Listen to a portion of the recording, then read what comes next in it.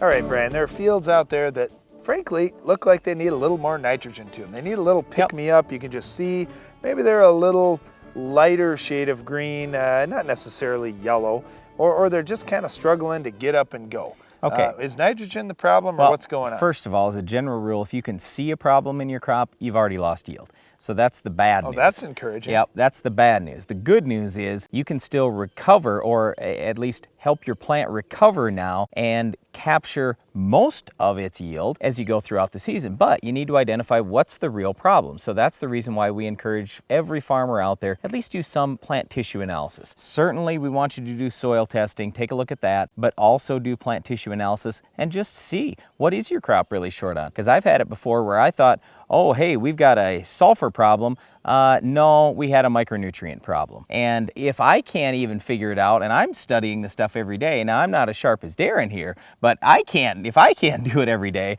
you know, I just look at, boy, I don't think on our farm anybody can probably say with 100% degree of certainty we know exactly what the deal is. So I look at other farms around the country. That's why I always tell people, just do some tissue analysis. It's inexpensive. I couldn't agree with you more about that whole smart comment, but also the tissue analysis, Brian, because you know when you look at it, you don't know what's going on in that plant, but the plant can actually tell you what's going on if you take a plant tissue test. However, don't just take one ever on your farm and say, oh, I took this one tissue test, it says I'm short in this or that. What you need to do is take them one per week throughout the season. You know, maybe you do it for a month just to kind of get started with it, or maybe you do like we do. We'll take a 10 or 12 week period and just look all the way through the growing season. How is that plant taking in nutrients? How is it changing? You know, because when we see rainfall events, all of a sudden, boom, that flushes a whole bunch of nutrients into our plants. And then when we're dry for a few weeks, all of a sudden those nutrient levels start going down. So moisture can certainly come into play there, but it also is a good indication of what's going on if you're doing regular tissue analysis. So the two main reasons why we're talking about this today is, number one, there's still time to do something this year. And number two, what we find all over the country is there are plant food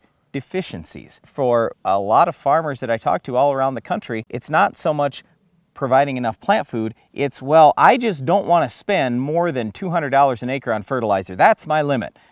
I'm going, why? Why is that your limit? I mean, let's look at return on investment on everything you do. And I'm not telling you just randomly go over fertilize. But what I am saying is if we all can, and I'm including myself here, get smarter on fertility and figure out what the crop really needs, maybe we need some more investment in something. In our own operation for years, we kept putting too much nitrogen on until we finally figured out through soil testing and tissue analysis, hey, we don't need nitrogen, we need potassium, boron, and zinc. So we took some of our nitrogen dollars, put over into these other nutrients. That's what I'm talking about. We could go on all day on this topic, Brian, but the point is you just have to put some effort into your crop, find out what's going on, take some plant tissue analysis, see what nutrients you're really short in, and be honest with yourself. Did you just not put enough on, or is there something going on in the soil that you can fix? Well, one of the concerns on your farm may be our weed of the week. We'll tell you how to stop it coming up next.